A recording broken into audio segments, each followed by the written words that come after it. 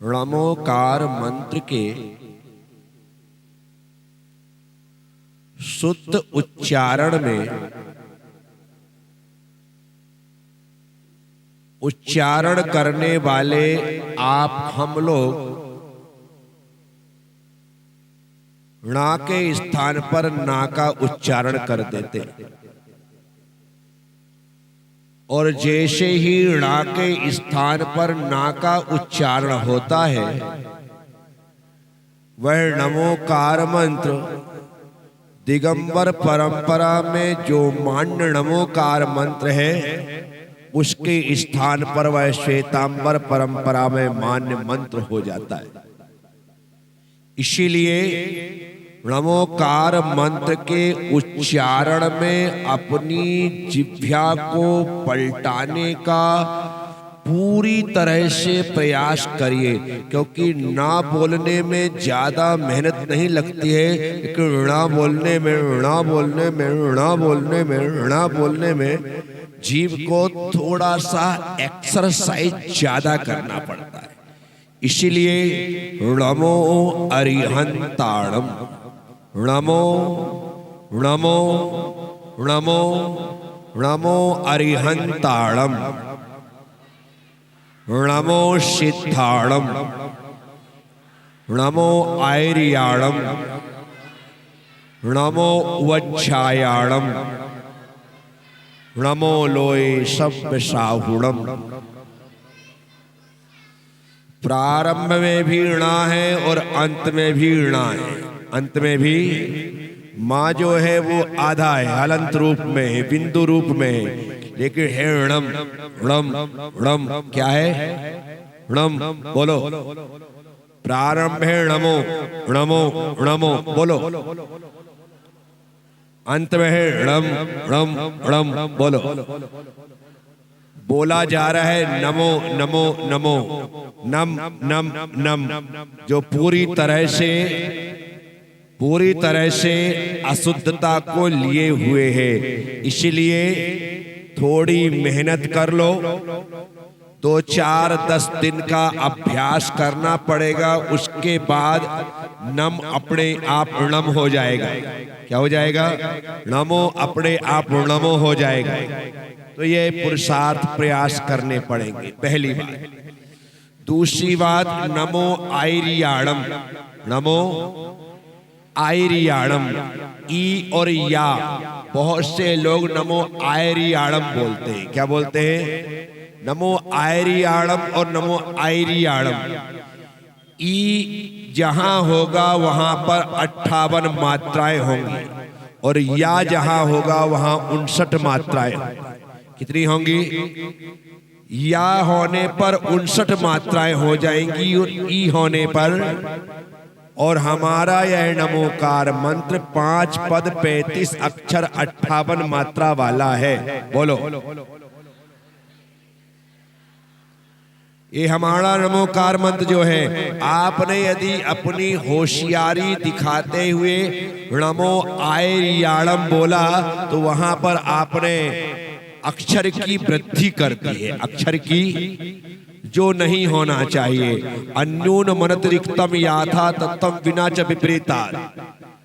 ना आपको कम करना है ना आपको ज्यादा करना। याथा तत्थम, जो जैसा है उसे वैसा ही बोलना है, जो जैसा है उसे विपरीत भी नहीं करना है। याथा तत्थम, जो जैसा है उसे, वही सम्यक ज्ञान की डेफिनेशन है। इसीलिए मैं आप सबसे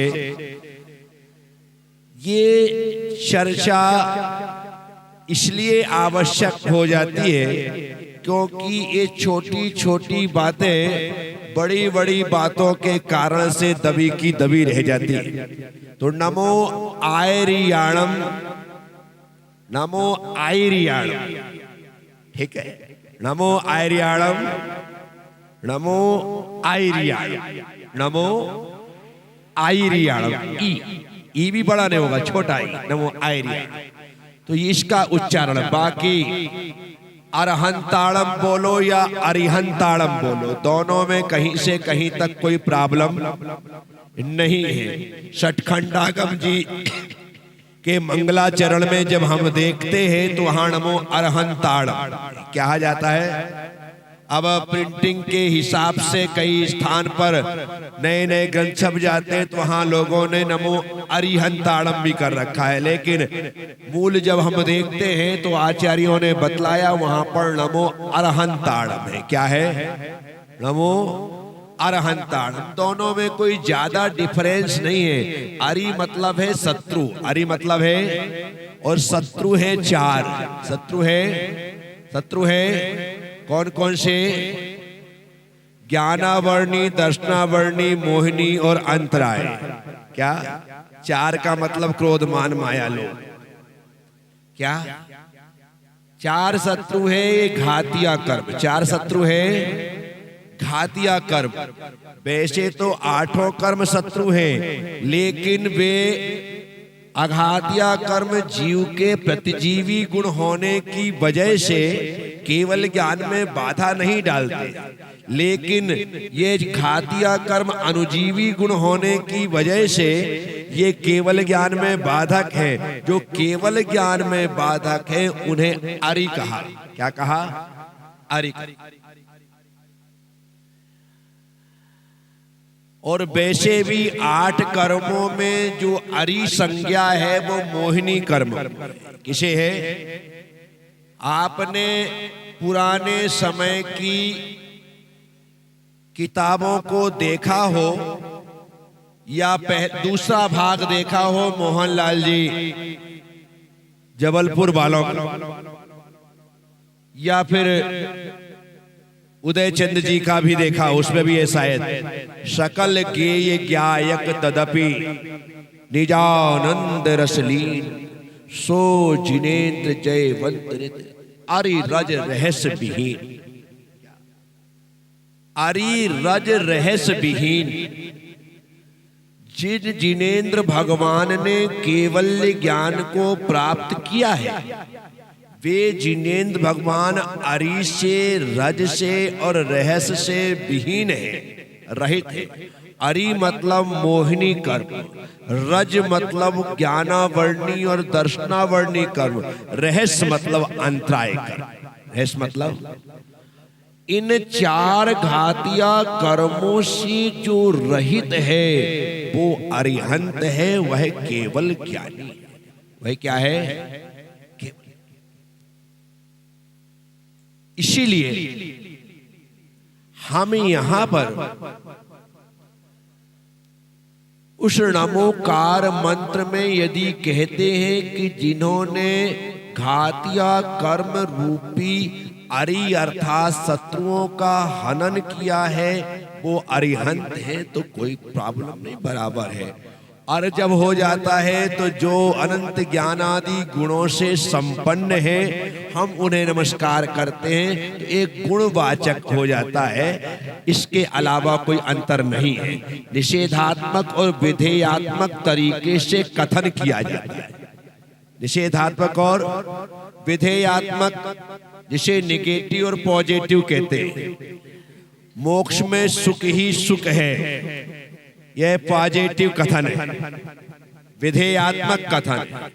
और मोक्ष में दुख नहीं है, यह निगेटिव कथन है, निषेधात्मक कथन है। नहीं है यह बता रहे हैं, और जो है वह बता रहे हैं, बस कथन में इतना ही अंतर है। तो नमो अरहंताणम या नमो अरिहंताणम इसका उपयोग करें, लेकिन वर्तमान में प्रचलन में सबसे ज्यादा नमो अरिहंताणम ही है। क्या है? बोलो। नमो अरिहंताणम बोलो। उसके बाद नमो सिद्धाणम, सीधा सीधा है। नमो आयरियाणम, यहां भी सीधा हो गया, या हटा करके ही कर लिया। नमो उवच्छायाणम, नमो उवच्छायाणम, नमो लोये सब साहुणम। ये पंच नमस्कार मंत्र है। इस मंत्र को महिमा बतलाने वाली जो दो पंक्तियां बाद में जोड़ी गई, जिन्हें श्वेतांबरों ने जोड़ करके 9 पद युक्त नमोकार कर दिया। क्या कर दिया? उनके यहाँ पर छोटी माला बड़ी माला, सिर्फ पंच परमेष्ठी का स्मरण करते हैं तो छोटी माला, और 105 नमोकारों के साथ बोलते हैं तो बड़ी माला। क्या हो जाता है? वो कहते 105 नमोकारो, क्या कहते हैं? और हम कहते 105 नमो यारो। क्या कहते हैं? वो कारो और हम यारो। 105 नमोकारो तो श्वेतांबर हो जाता है। 105 नमो यारो, 105 सब पाव पणाशणो मंगलाणम च सब्बेशि पढ़मम होई मंगलम। पढ़मम ना की हवई, पढ़मम पढ़मम होई मंगलम। 90% लोग पढ़मम हवई मंगलम बोलते हैं। क्या बोलते हैं? ये जो अनुष्टुप छंद है, इस छंद में यदि आप हवई कर देते हैं तो जो 32 अक्षरों का छंद है वो 33 अक्षर वाला हो जाता है। कैसा हो जाता है? और एक हवई होने से 33 अक्षर हुए और वह छंद अशुद्ध हो गए। उसके लिए आचार्य अमित गति स्वामी हम जैसे मंद बुद्धियों के लिए, मूढ़ मतियों के लिए एक छंद लिख देते हैं। यदर्थ मात्रा पदवाक्यहीनम मया प्रमाद्यादित किंचनोक्तम तन्मे क्षमित्वा विदधातु देवी सरस्वती केवल। यदि मेरे द्वारा अर्थ में, पद में, वाक्य में, छंद किसी प्रकार का तो होता ही है ना, क्योंकि हमारा प्रोनंसिएशन सही नहीं है। प्रोनंसिएशन सही नहीं है, हमारा उच्चारण सही नहीं है। जैसे उच्चारण होना चाहिए वैसा उच्चारण हम कर नहीं पाते। माना कि हिंदी भाषी प्रदेश में जन्मे हैं, लेकिन हमें शुद्ध हिंदी बोलना कहीं ना कहीं उसमें मालवी घुस जाती है। क्या कर रही है? भोपाल में ज्यादा चलता है, लेकिन वहां से चलकर इंदौर में भी आ गया। रिया रिया हो गया। क्या कर रहा है तो क्या कर रिया है। ऐसी हम बहुत सारी गलतियां करते। तो नमोकार मंत्र और उसकी महिमा को बतलाने वाली 2 पंक्तियां। नमोकार मंत्र को सबसे पहले आचार्य पुष्पदंत स्वामी ने सठखंडागम जी के प्रारंभ में मंगलाचरण रूप में लिखा। लेकिन ये जो 2 पंक्तियां हैं, ये कहां से आयात की गई, कहां से आई? तो ये जो 2 पंक्तियां हैं, ये मूलाचार्य जी से आचार्य बट्टकेर स्वामी से ली गई। कहां से ली गई? वहां से। उसमें भी थोड़ा सा शब्द भेद आता है, लेकिन भाव देखते हैं तो एक ही होता है। थोड़ा सा शब्द भेद, लेकिन वहां से लाई। और ये बात मैं इतने दम से इसलिए कहता हूं क्योंकि मैं पहले समय में प्रकाशित होने वाली तीर्थंकर मासिक पत्रिका का बहुत अच्छा पाठक रहा। उस समय डॉक्टर नेमीचंद जी साहब जब शोध परख आलेख लिखते थे तो वो इन सब बातों को बड़ी गंभीरता के साथ चिंतन करते हुए, शोध और खोज करते हुए आलेख लिखते थे। तो आज से तकरीबन 22 साल पहले तीर्थंकर पत्रिका में 105 नमो यारो सब पाव पणाशणो मंगलाणम च सब्बेसिम पढ़मम होई मंगलम, ये पंक्तियां कहां से ली गई? तो इसके संबंध में एक तकरीबन 4 से 5 पेज का आलेख उस समय तीर्थंकर पत्रिका में छपा था। और मैंने जब उसको पढ़ा था तब से लेकर के वो आज तक मुझे पूरा याद है, और उसी बात को मैं लोगों तक रेफरेंस और संदर्भ के साथ पहुंचा देता हूं, ताकि लोग मुझसे अलग से आकर के ना पूछे। आप तीर्थंकर पुरानी पत्रिकाएं किसी लाइब्रेरी में मिल जाए तो वहां पर ढूंढ करके खोज करके आप भी पढ़ो। जब उन्होंने इतना खोज शोध करके लिखा तो तुम्हें खोज करके पढ़ना चाहिए। परंतु मैंने आपको बता दी ऐसी बहुत सारी बातें, क्योंकि तीर्थंकर एक ऐसी पत्रिका हुई जो हर साल एक तकरीबन 200-250 पेज का विशेष कोई विशेषांक निकालती, स्पेशल विशेषांक निकालते थे, जिसमें पूरी तरह से जिस संबंध में विशेषांक होता था उस संबंध में बड़े बड़े विद्वानों के आलेख होते थे। यदि प्रतिक्रमण विशेषांक निकाला तो 250 पेज में आपसे प्रतिक्रमण के बारे में पढ़ो। शाकाहार विशेषांक निकाला तो शाकाहार के बारे में आप 200-250 पेज पढ़ो। दुनिया की जितनी चीजें, इसलिए आज की तारीख में भी लाइब्रेरियों में तीर्थंकर पत्रिका बड़े संभाल करके और सहेज करके रखी जाती है, क्योंकि उसके आलेख प्रामाणिक। आज जो सारी दुनिया कंप्यूटराइज्ड हो गई ना,